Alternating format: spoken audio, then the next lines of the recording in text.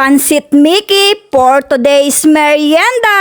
Ay Pansit Mickey nga po mga kaprensi ang alutuin natin ngayon for today's vlog. At dahil nga po may mga tanim naman tayong pichay din sa harap ng ating kubo, ay pichay na nga lang po ang alahok nating gulay. At may tanim nga din po tayo sa mga plastik ng pechay. Ay nagluto nga po tayo ng ganda ring pansit dahil nga po tayo ngayon ay may paarado. Ay may apaarado po ba yan naman akong kahit kaunti dahil nga po ay ako'y magataniman laang ng luya. At binigyan po ba yan naman ako ng tiyahin ko ng mga pinaglagasang luya ay di akin nga pong atanim. Ay tanim lang po ba yan naman tayo ng tanim ng halaman at naku ay madating ang araw ay tayo may aanihin. Ay alam nyo po baga mga kaprensi, dati talaga ang plano ko sa buhay ay nako, story time na naman nga ni.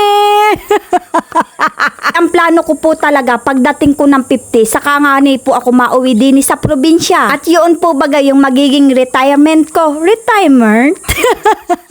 At pagdating ko nga po ng 50 ay naku ay panigurado ay tapos ko ng hulugan ang aking insurance. Para po ba yan naman ay ako'y mag-aintay na laang ng aking pensyon. Tapos nga ni po ay magtanim-tanim ako ng mga gulay sa paligid. Tapos napakatahimik ng aking buhay. Gayon nga lang po talaga ang mga gusto ko. Tapos nga ni po ay mag-aalaga ako ng 10 aso. Tapos ay pag may gumawa sa aking mga kalukuhan ay di apakagat ko.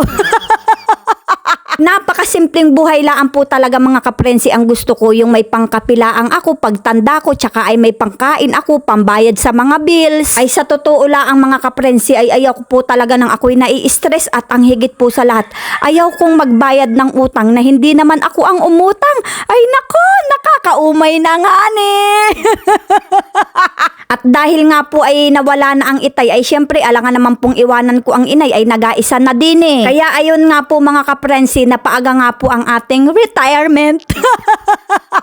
Kaya naman po mga kaprensi all over the world or Philippines ay kung plano nga po ninyong magtumanda mag-isa at hindi na mag-asawa, ang una po talaga ninyong ipundar ay bahay. At saka nga ni po ay kahit kaunting lupa laang na inyong apagtaniman. Dahil nga po mga kaprensi, pagka nga po ikaw ay may sariling bahay at nag-aisa ka na laang, walang pwedeng magpalaya sa inyo dyan kahit anong mangyari. Syempre pag wala kang bahay, hello, sang katitira, ano pa, gala-gala ka sa kalye para kang asong puskal. Saka nga ni po ay wag tayong magapakaasa sa ating mga pamangking kung tayo ay aalagaan pagdating ng pagtanda. Dahil nga po hindi natin alam kung yung mga magulang nila ay aalagaan din nila pagtanda. Ay tayo pa kaya? Dahil nga po tayo ay nakaluto na ng pansit ay apatigilin nga po muna natin si tatay at tayo nga po ay merienda muna. Ay kaya lang po ay ako'y nakitilili din sa pag-aarado baya. Ay nako, ay talaga namang makatilili si Ining. Ay tilili po ha, hindi tililing. Magkaiba nga ni po yun.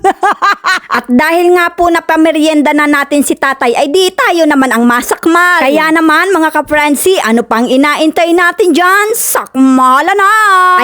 Ay parang nagutom yata ako dun sa pag-aararo kong pinauna na po ba yan naman nating magmerienda si tatay at baka po ba yan naman ay mapalaki yung aking sakmal ay maubusan siya. Hanggang sa susunod na video mga kaprensi, maraming salamat!